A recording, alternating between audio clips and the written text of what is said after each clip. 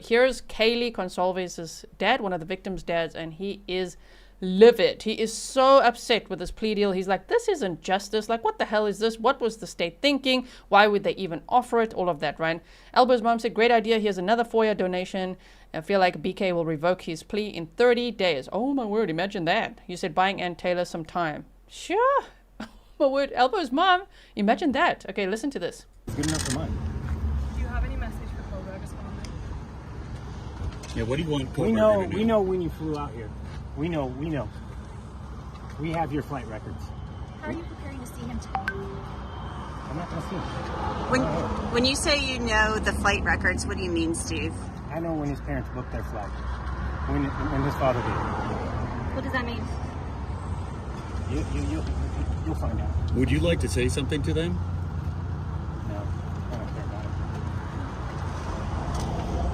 it. The rest of your family went inside. Is it important for them to be in there today? Yeah, for sure. Where are you going? Are you not able to get it? Getting out of this suit. You're not staying in? No, I'm not going in. Interesting. You see how Steve Goncalves is kind of telling them just read the room. Like we know when his father's flights, like Kohberger's dad's flight was booked. I think. Tell me what you think, because we don't know what the answer is. But if I read the room and I read between the lines, it sounds like he's saying that the dad maybe flew out to meet with Kohberger before the decision was made. That maybe Kohberger's family knew that he was going to accept a plea deal before the victims' families knew. And I can only imagine how upset that would make the victims' families, right? Jackie Lynn said this is his way to still be in the limelight. Remember, the defense asked for the plea deal. Apparently, the defense approached the prosecution and said, if you were to, offer us a plea deal, we would take it. Our client would take it. That's apparently how it went down. But this, again, we have to wait to see what happens in this courtroom. Welcome, everyone. Let's watch this hearing. Let's just see where everyone is. Oh, here's Kohberger sitting here.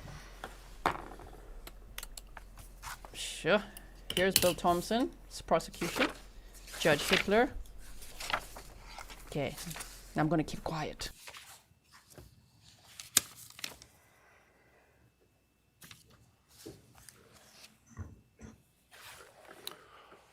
All right, this is CR 0124316665. Defendant is present in custody with counsel, Ms. Thompson, Ms. Jennings, and Ms. Taylor, Ms. Massoff, and Ms. Barlow. The state's present with Mr. Thompson, Mr. Horowitz, Ms. Jennings, and Mr. Nye is here as well. Am I miss anybody? I'm sorry. Ms. Allen is here as well. Ms. Allen is here as well. Very well, thank you. All right, we are here today to entertain a change of plea. Before I start, I want to address some issues of concern and otherwise. First, I appreciate everybody in attendance today being on their best behavior. Please, no outbursts or demonstrations. Any such conduct will result in immediate removal and may result in an inability to attend further court proceedings in this case. I want to point out that there have been calls by some for the public to contact me and my office in an attempt to influence my decision-making in this case. This has been extraordinarily disruptive for court staff and the ability for them to get work done, not only in this case, but in other cases where defendants are entitled to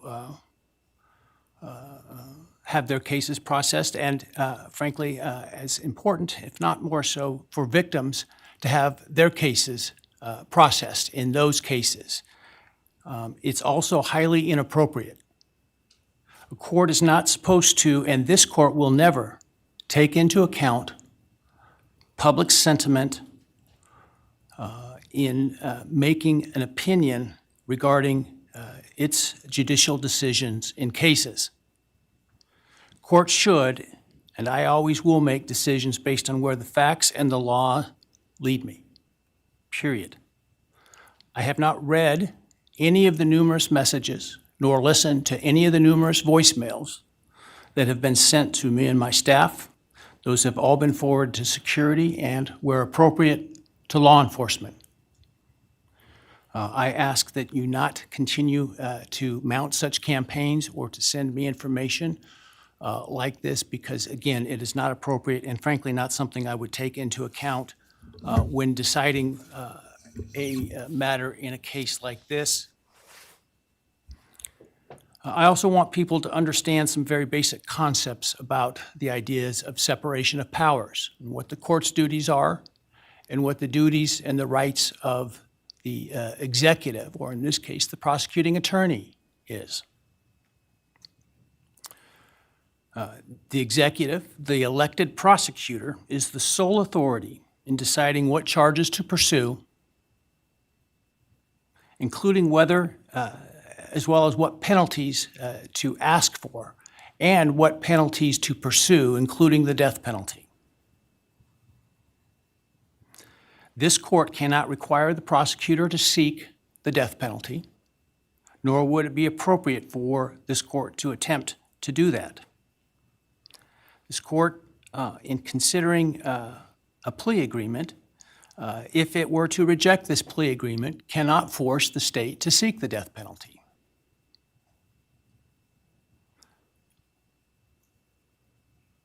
My role and power in considering a plea agreement is extremely limited. My role is to ensure that the defendant's plea is given freely, voluntarily, and intelligently.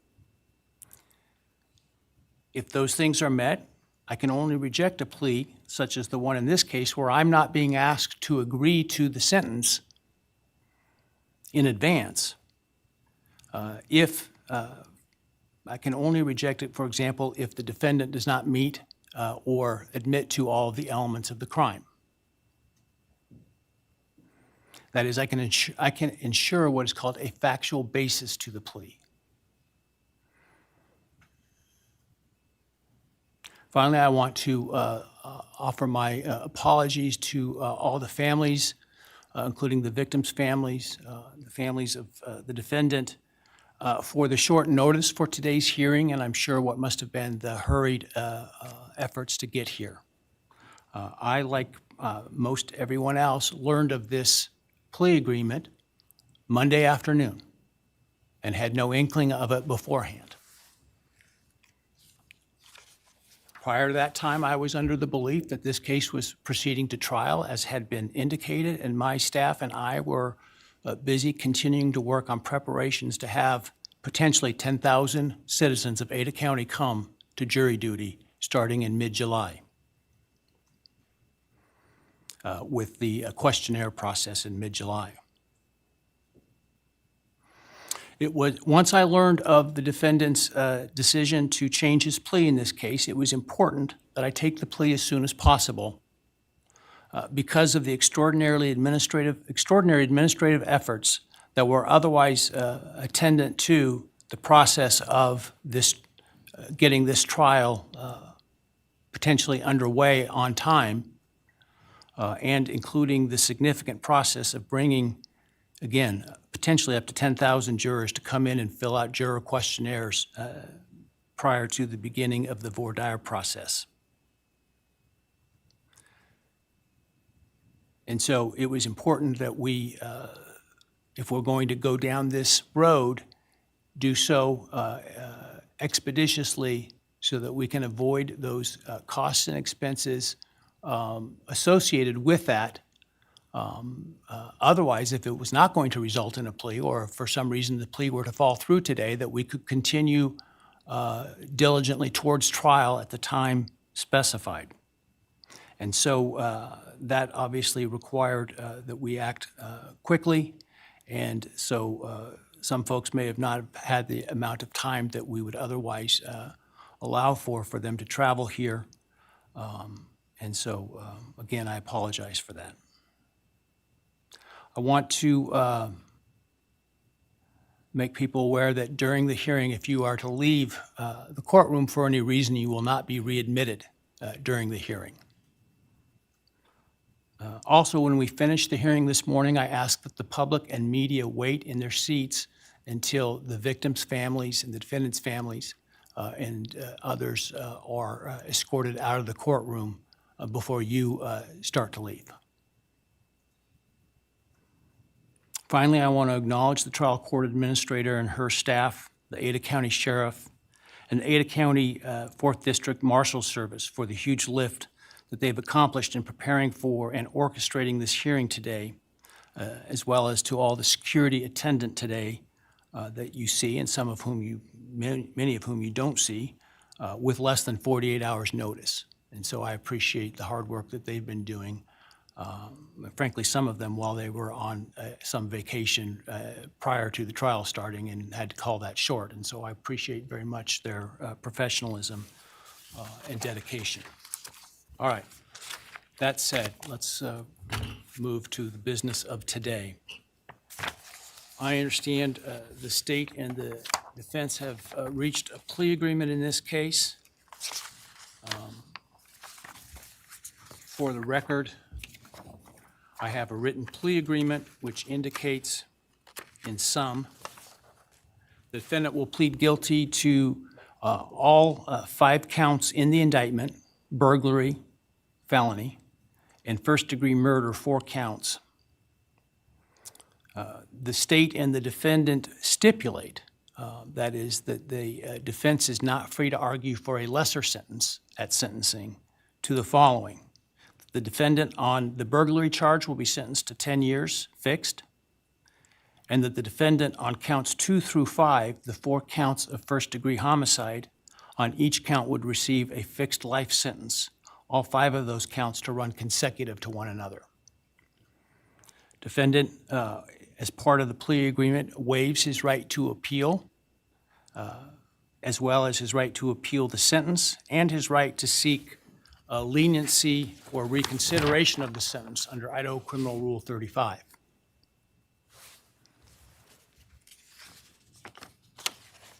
This is not a Rule 11 agreement, meaning the court is not bound by the plea agreement and could impose a different lawful sentence at sentencing.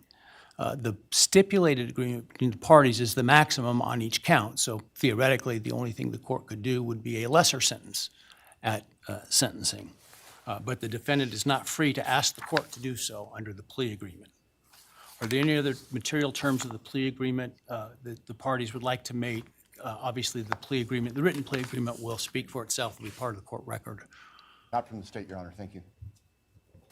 No, Your Honor. Thank you. All right, very well.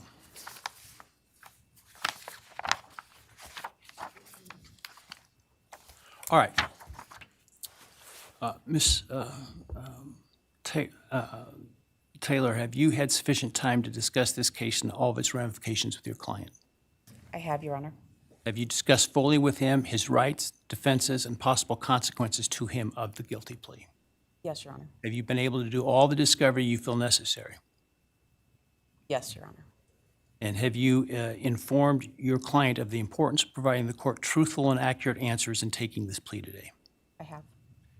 Have you apprised your client of any and all offers and counteroffers and answered his questions about those? Yes, Do you consent to the entry of the plea today? I do. All right, Mr. Kohberger, I need to ask you some questions this afternoon, or I guess it's this morning still.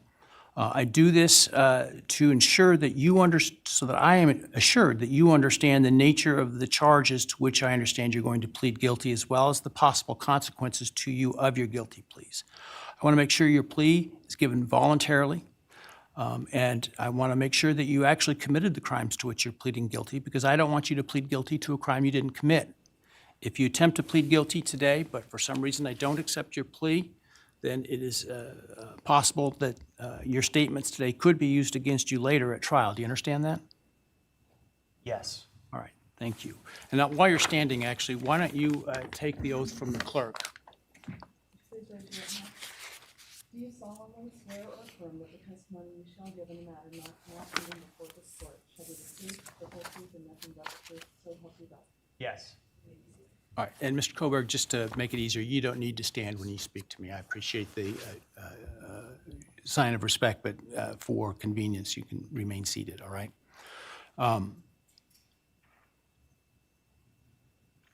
Before I start asking you questions today, have you consumed substantive questions. Let me ask you, have you consumed any alcohol, drug, or other intoxicating substance that would impair your ability to understand or exercise reasonable judgment? No. You feel like you are thinking clearly today? Yes. All right, I want you to understand what the possible penalties are for each of the crimes to which I understand you're going to offer a guilty plea today. They include on count 1, the burglary, a fine of up to $50,000 and a period of incarceration of up to 10 years in the state penitentiary. You may be required to pay restitution to any victims of the crime. Count 2, 3, 4, and 5 for first-degree murder. The consequences include a fine of up to $50,000, a period of incarceration of life imprisonment, which is a requirement of a sentence, that it be a life sentence with a mandatory minimum sentence of at least 10 years on each of those counts. In addition, you would be potentially responsible for a fine of up to $5,000 to each of the victims of your crime to be enforced in the form of a civil judgment to operate as additional punishment. This is in excess of any restitution or fines that the court could order. And again, you may be required to pay restitution to the victims of the crime. You would be required to provide, as to counts 1, 2, 3, 4, and 5, a DNA sample and a right thumbprint impression, and potentially pay for analysis of those samples. You would lose any right to possess, purchase, or carry a firearm, the right to serve on jury duty, the right to hold public office, and the right to vote. Do you understand the charges and all those possible consequences? Yes.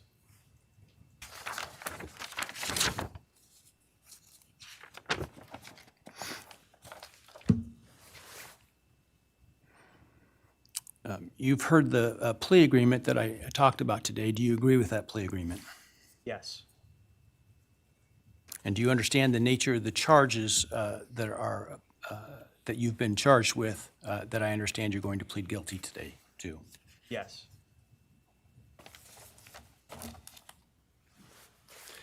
As I indicated, I'm not bound by the plea agreement, but the plea agreement is for the maximum on each count. Do you understand that I'm not bound by the plea agreement? Yes. Has anyone promised you that I would be lenient or easy on you if you pled guilty? No. Has anyone threatened you or anyone close to you to get you to plead guilty? No. Has anyone, other than the state's agreements with respect to the plea agreement, has anyone promised you anything in exchange for your plea agreement? No. Has anyone told you to be untruthful in answering my questions today? No. Has anyone offered you a reward of any kind other than the plea agreement in order to get you to plead guilty today? No.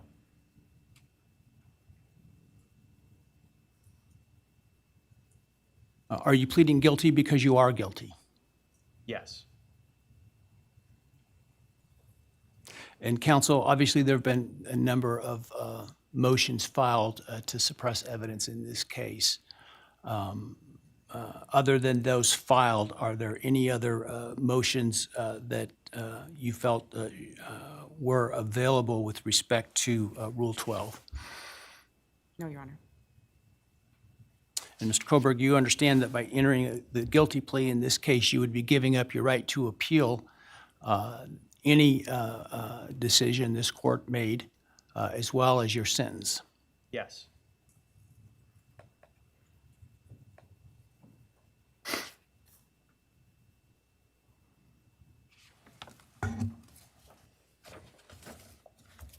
Have you had enough time to decide whether or not to plead guilty?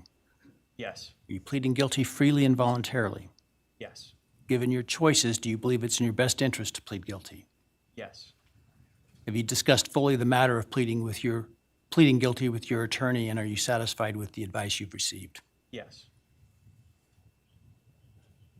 Has your attorney advised you to your satisfaction about what your rights are, what your defenses may be, and what the possible consequences to you of your guilty plea are? Yes. Has your attorney done everything you've asked them to do? Yes. Are you satisfied with their representation of you? Yes.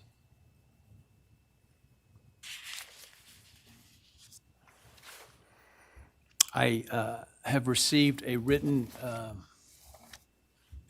guilty plea advisory questionnaire that is purported to be filled out by you. Did you fill that document out? Yes. Did you understand the questions that you answered in this document? Yes. And are the answers that are outlined in this document your answers? Yes. Are those answers truthful? Yes. Did you sign the document? Yes.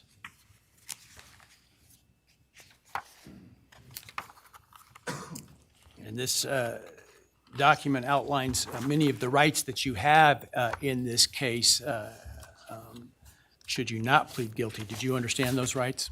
Yes. They include a right to a jury trial. Do you understand that? Yes. They include a right to the presumption of innocence. Do you understand that? Yes.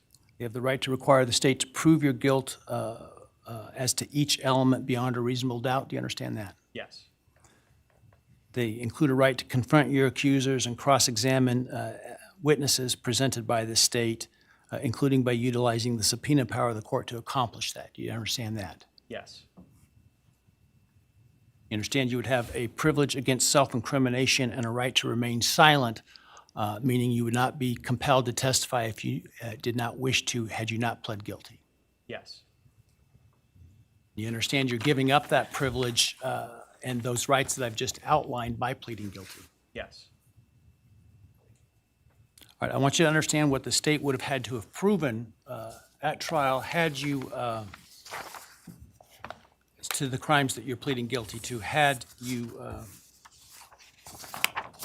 if you didn't plead guilty. Let me find the document. Hang on a second here. All right.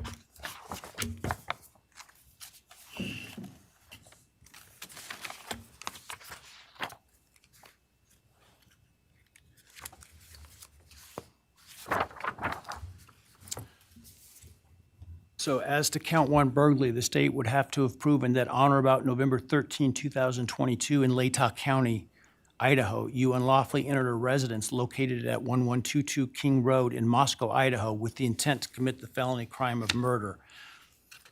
As to count two,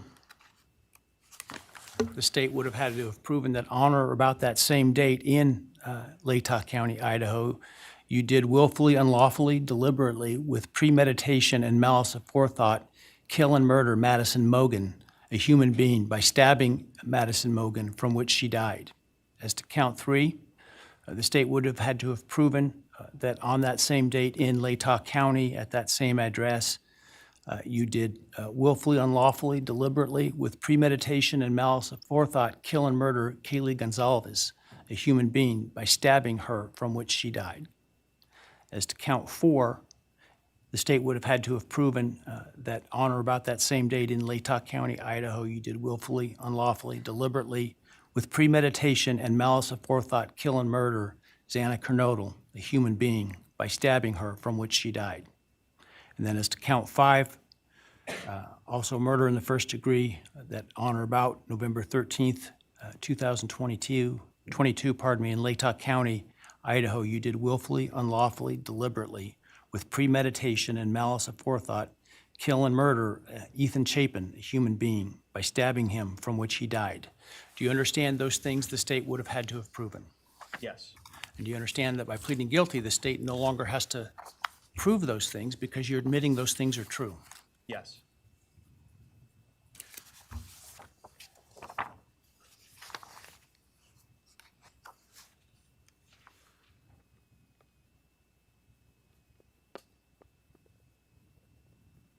I want to also make, for the record, the defendant has provided with the guilty plea advisory form a document entitled Written Factual Basis that purports to have the defendant's signature dated 1 July 2025. Did you sign that document? Yes. And did you agree with the written factual basis that is included there? Yes.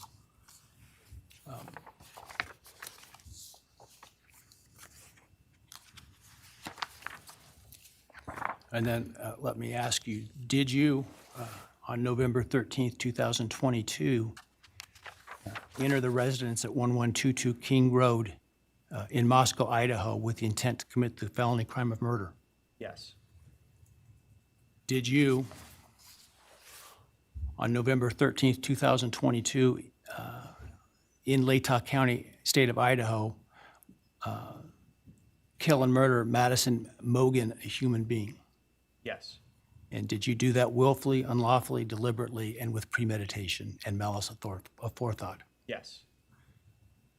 Did you, on or about that same date in Moscow, Idaho, kill and murder Kaylee Goncalves, a human being? Yes. And did you do that willfully, unlawfully, deliberately, and with premeditation and malice of forethought? Yes. And did you, on that same date in Moscow, Idaho, kill and murder Xana Kernodle, a human being? Yes.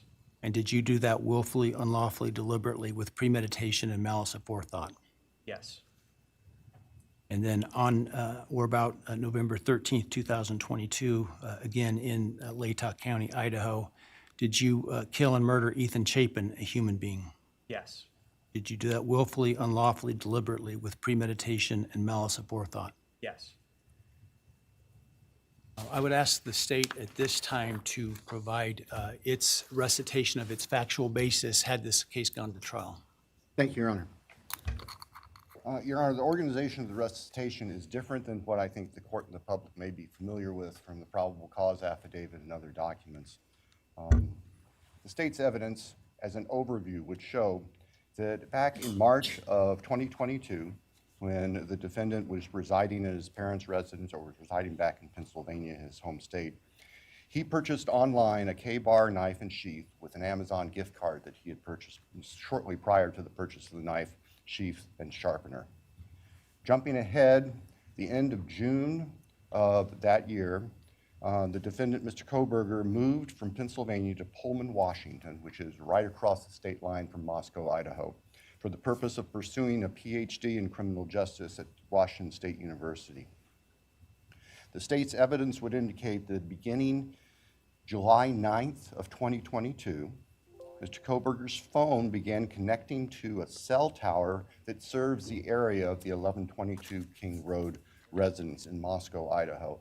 Now, I will acknowledge for the court and all present that there are many residences in that area. It's a dense population of mostly college-related occupants. Between July 9th of 2022 and November 7th, the defendant's phone connected to that particular tower during late night, early morning hours, 10 p.m. to 4 a.m., on approximately 23 times. Now, I will acknowledge also we do not have evidence that the defendant had direct contact with 1122 or with residents of 1122, but we can put his phone in that area on those times. In the interim, on August 22nd of 2022, Latah County Sheriff's Deputy Darren Duke conducted a traffic stop in the early morning hour or late evening hours, about 11 p.m. On the west side of Moscow, on the Moscow-Pullman Road. This was the traffic stop of Mr. Kohberger's car, which turned out to be a 2015 white Hyundai Elantra with Pennsylvania plates. During the course of the traffic stop, Deputy Duke was able to obtain Mr. Kohberger's name, Bryan Kohberger, his phone number, and his address, which at that point was an apartment address in Pullman. We then move to the early morning hours of November 13th, 2022. The state's evidence would show that early morning hours on that day, Mr. Kohberger's phone left his Pullman residence, which is an apartment in kind of the central northwest part of Pullman. That phone was then subsequently turned off at approximately 2:54 a.m. and remained off until approximately 4:48 a.m. on Sunday, the 13th of November. The state's evidence would include at trial video surveillance of a business on the Moscow-Pullman Highway just across the state line from Moscow that would show a vehicle matching the description of the defendant's Hyundai Elantra entering Moscow at approximately 3:02 a.m.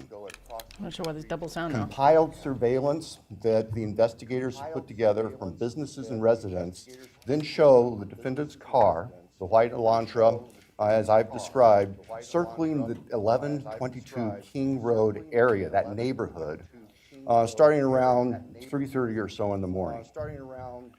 Comes into the immediate area of 1122 King Road, which is actually on a dead end, and then leaves several times. And approximately 4:05 that morning, the defense car had entered that area, was leaving, stopped at the intersection of King and Queen Road, and the state's evidence would show that the defendant's car came back and parked behind and above the 1122 King Road residence.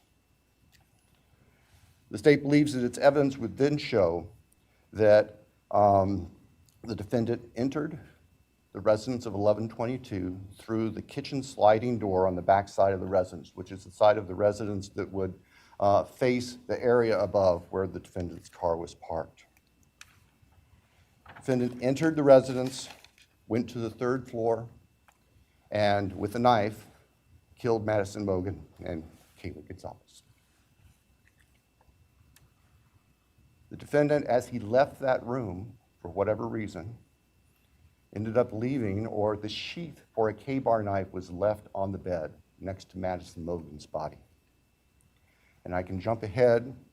That sheath was tested by the Idaho State Police Forensic Lab, and single source male DNA was found on the snap of that sheath, as well as blood from both Kaylee and Madison and other trace evidence. But it's important to note single source male DNA was on the snap of that sheath. The state's evidence would show that Xana Kernodle was still awake at this time. In fact, had taken a DoorDash order not long before this started. Her room was not on the 3rd floor, it was on the 2nd floor on the west side. As the defendant was either coming down the stairs or leaving, he encountered Xana, and he ended up killing her, also with a large knife. Ethan Chapin, Xana's boyfriend, was asleep in their bedroom, in her bedroom, and the defendant killed him as well with a large fixed blade knife. Each victim suffered multiple wounds. I will state for the record that there is no evidence there was any sexual component or sexual assault on any of the victims. I want to make that clear so there's no speculation. There were 2 other roommates in the house, and they were already asleep. During the course of this, one of those roommates awoke, looked out her door not knowing what was going on, and saw the defendant, who was dressed in black with a black balaclava on, holding some sort of container in his hand. And she saw him leave the house through the direction of the kitchen where that sliding door is that I mentioned before. At approximately 4:20 that morning,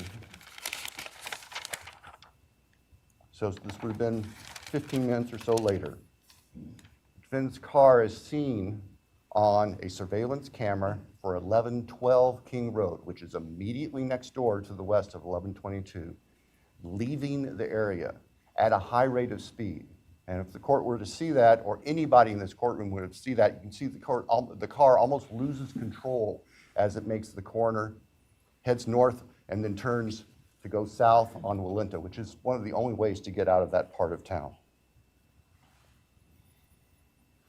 The evidence would show that following that, the defendant in his Elantra drove south of Moscow. We know that he drove on the back roads because there are surveillance cameras on the main highways, Highway 95, that would have picked up the defendant's car if he'd gone that route. And they did not show the defendant's car on that route during the time. So we know that he went through a variety of back roads in very rural, isolated part of Latah County. About 4:48 that morning, the defendant's phone comes back on. And the evidence will show that that phone was located south of Moscow, likely at a side road intersection with Highway 95. From there, the defendant's phone activity tracks it heading back north towards Pullman, Washington, where the defendant lived.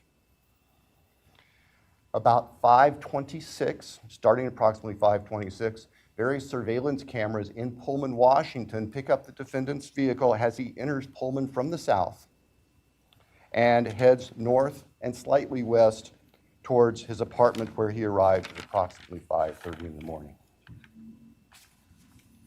Later that morning, Sunday, the 13th of November of 2022, Mr. Kohberger's phone returned to the area of King Road. We don't know exactly what he did, but it returned to that area. It's about 9 o'clock in the morning. He was there for about 10 minutes and then returned to his Pullman residence. About 9:30, the state's evidence will show, evidence taken from the defendant's phone, that he took a selfie of himself on his phone in what appears to be the bathroom of his Pullman apartment with a thumbs up. The defendant's phone then went to the Lewiston-Clarkston Valley, approximately 30 miles south of Moscow and Pullman. And the defendant is actually seen with his car at various businesses down there. This area is the confluence of the Clearwater River and the Snake River.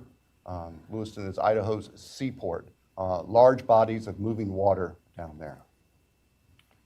In addition to tracing the defendant's activities, as I've just outlined, on the 13th and leading up to the 13th, the state's evidence will show that following Sunday, November 13th of 2022, business records show that the defendant began searching for a K-bar knife and a K-bar knife sheath, as the state believes, to replace the one that was left at the scene of the murders.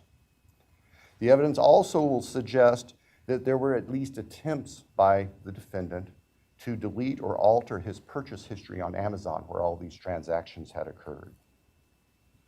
Later that week, the state's evidence will show that Mr. Kohberger went to what we would call DMV, motor vehicle licensing here in Idaho, in Pullman, to change his car registration from Pennsylvania to Washington.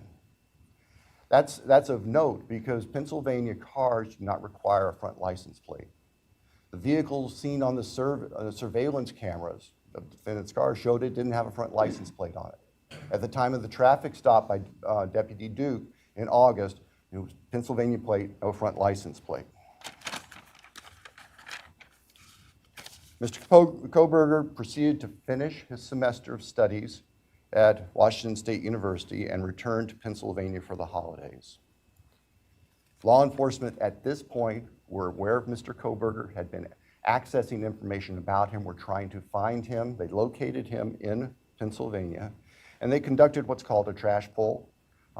During the nighttime hours, agents of the FBI, who assisted immensely with this case,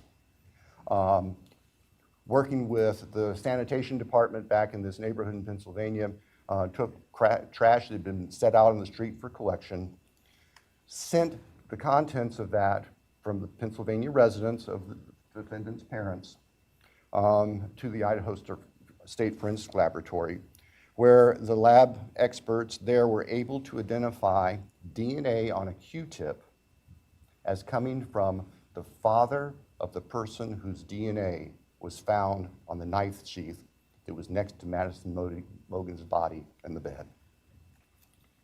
Subsequently, an arrest warrant was issued here in Idaho, and a search warrant was issued in the state of Pennsylvania with the assistance not only of the FBI, but the Pennsylvania State Police.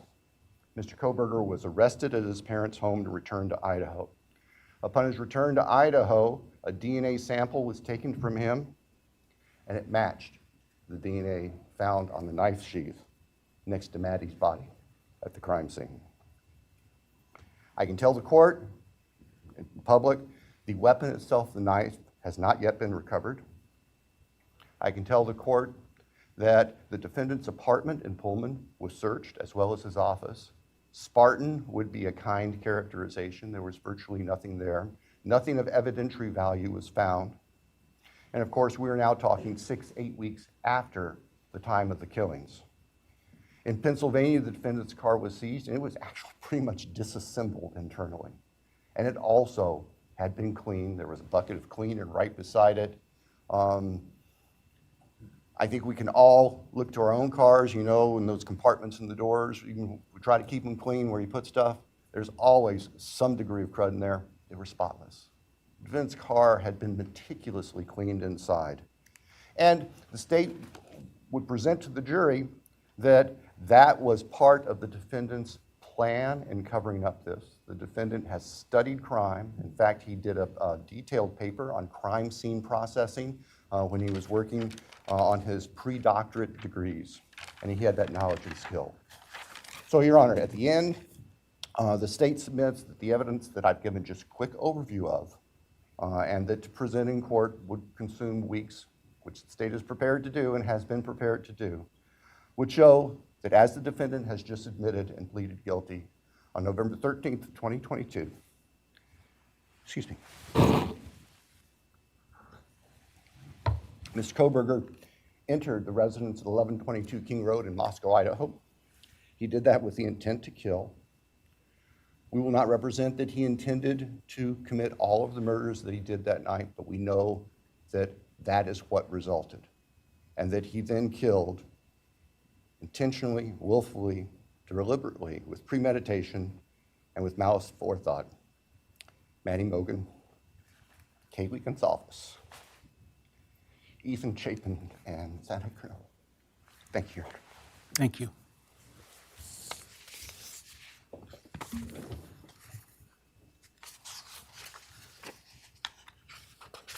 All right, based on the state's proffer and importantly based upon defendant's explicit admission to committing these crimes, the court finds there is a factual basis.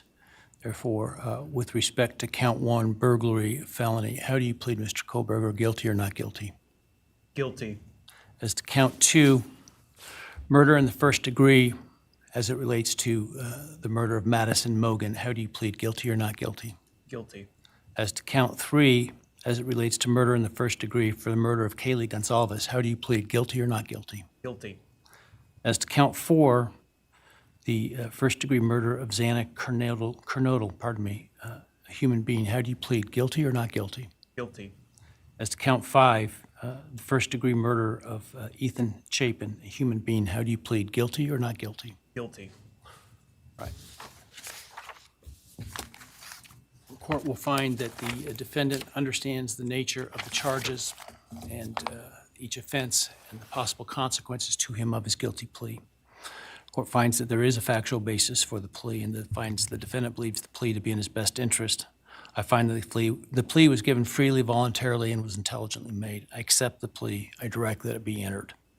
I'll continue the matter for sentencing in this case. I think it was mentioned on the call Monday afternoon, the defense wishes to waive a pretrial investigation. Is that accurate? Yes, Your Honor. The state also? Yes, Your Honor, the state does not believe pre-sentence investigation is needed given the evidence that is available. We want to, though, make sure that all of the victims have the opportunity to make statements to the court at sentencing. Absolutely, and certainly both the state and the defense may present whatever sentencing memorandum and other documents you wish me to consider. The victims will be given an opportunity to provide the statements that they wish to at sentencing. Do we need more than one full day for sentencing? I do not believe so, Your Honor. Obviously, we have numerous victims, and we have victims who share unique perspectives on this, and we want to make sure that they all have time to express their feelings to the court. But I believe that if we can start perhaps 8:30 or so in the morning, that we should be able to complete it all in one day. Defense agree with that in terms of the time frame? Yes, Your Honor. All right. So as it happens, we have some time reserved in this case in July and August. The week of July 22nd is available. I don't know if that's too soon for the parties, or the next week, the week of August 4, is available. Any preference? Your Honor, we're prepared as soon as the court wants to schedule it. The state, I believe, would be prepared on the 22nd. Right. We've told the victims' families that we're looking at approximately those dates. All right. So because of the plan to bring in so many jurors to fill out questionnaires, I had ordered that no other trials could take place in this courthouse the week of July 22nd. And so we will use that in terms of the the sentencing date, because of what I'm sure will be the significant interest of the media and the public, and the logistics that will be required to make that happen. Without trials going, it'll be a lot easier to do that. So let's pick that week. Why don't we pick July 23rd with the idea that if for some reason we don't finish, we could continue into the 24th. We'll start at 9 in the morning. Does that give your team enough time, Sandra? 9 in the morning? All right. Any concerns with that date? No, Your Honor, thank you. No, sir. All right.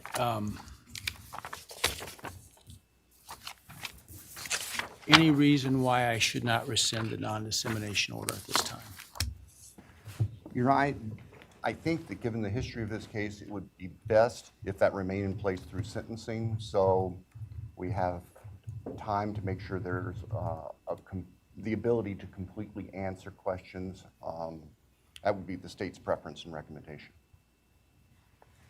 We'd have no objection for the order to remain in place through sentencing. All right, I will, at this point, the idea to keep it until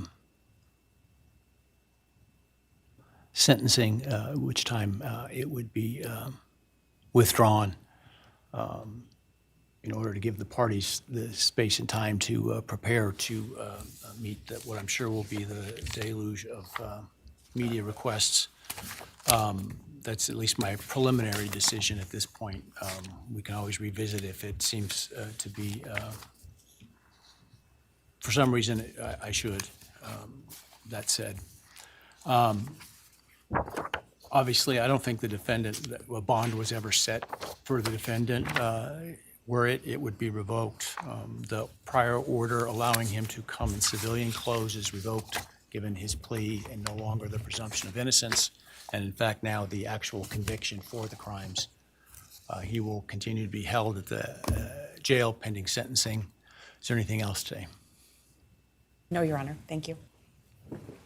I assume that the trial date will be vacated and those 4 jurors will be released. The trial will be vacated, and I'm sure that the jury commissioner will get word to those that receive their summons that they won't be required to attend. So Thank you, Your Honor. that said, again, if you would all please wait for the parties and the victims' families and others to leave the courtroom before you do, I would appreciate it. And with that, we're adjourned.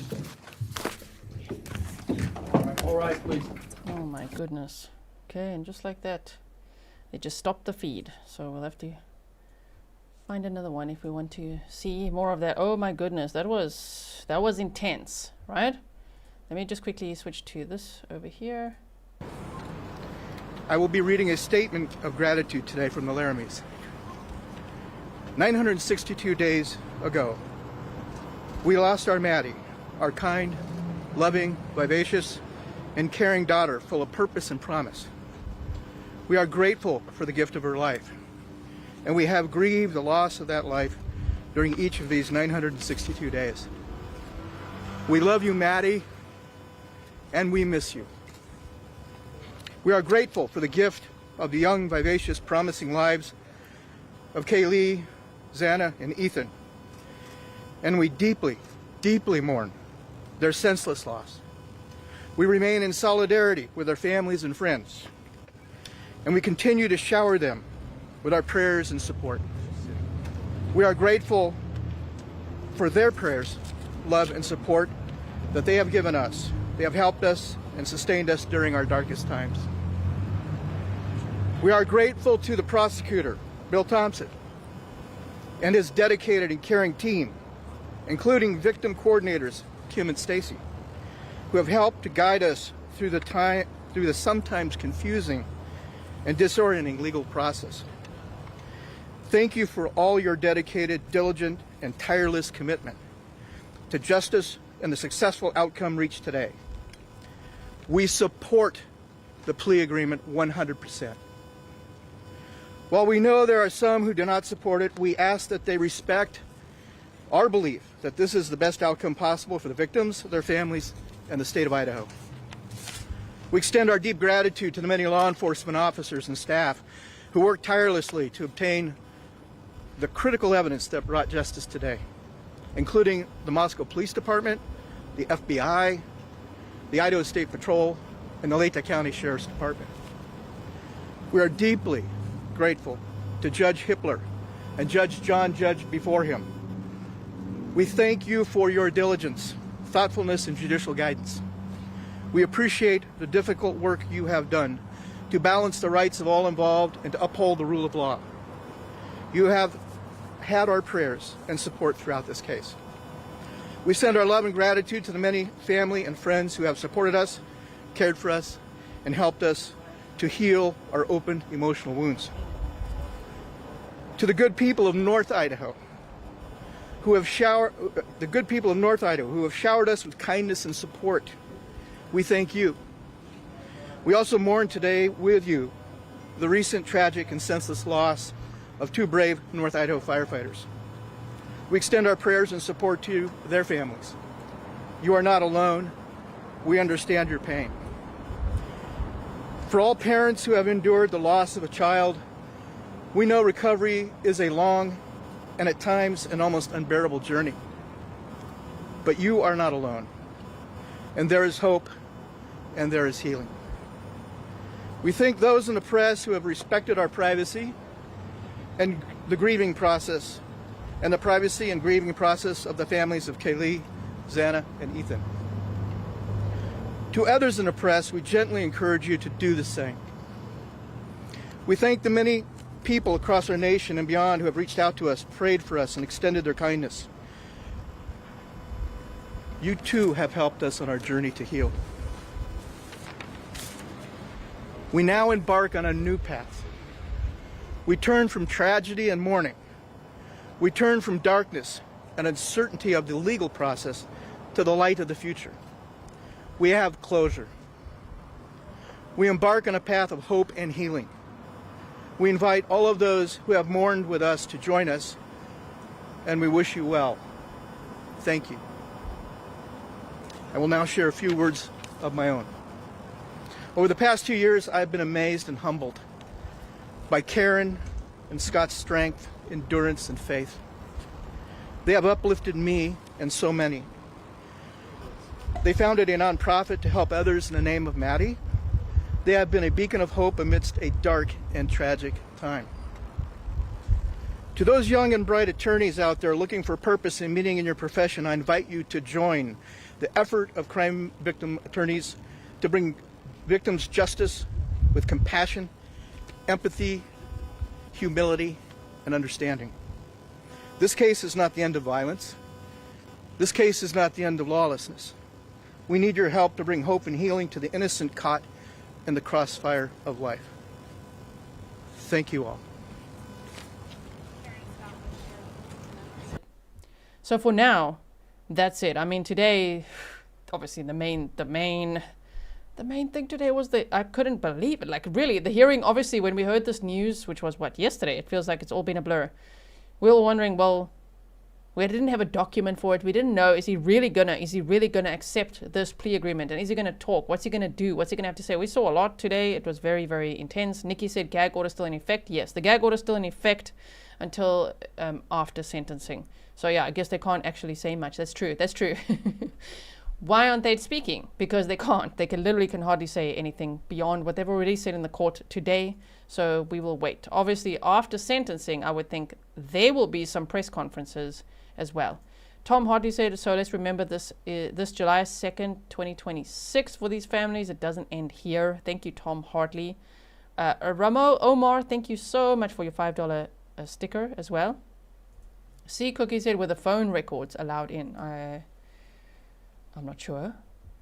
And so I'll keep you posted on what happens next. For now, what you need to know is write down, okay? We need to remember July 23rd of 2025 is the date that Bryan Kohberger will be sentenced. So there will also be victim impact statements. So we'll be watching hopefully that together if they do allow cameras in the courtroom for that, because sometimes Idaho doesn't. They actually mostly don't. So, but I remember that Chad Daybell, they did show the victim impact statements there. So maybe we'll be able to see that. If not, I'm sure we'll be able to see the sentencing of Bryan Kohberger on July 3rd of 2025. Thank you so much, everyone, for being here with me today. We were actually going to teleport to the next stream, which would have been the Stefan Stones one. But right now, there's really not much news that I could share with you there. So I'm just going to, I'll probably make a community post or a YouTube short to update you on what happened there today. Apparently, he wasn't even in the courtroom. So what we're going to do is I'm going to put the link in the chat to Courtroom Confidential. I will be on there in a few hours. It'll be at like 2 a.m. for me, okay? So I will see you over there on Courtroom Confidential is the channel with Josh Ritter, and we'll be discussing the Stefan Stones updates as well as the Bryan Kohberger updates, everything that happened today. So I'll see you over there, everyone. Stay safe.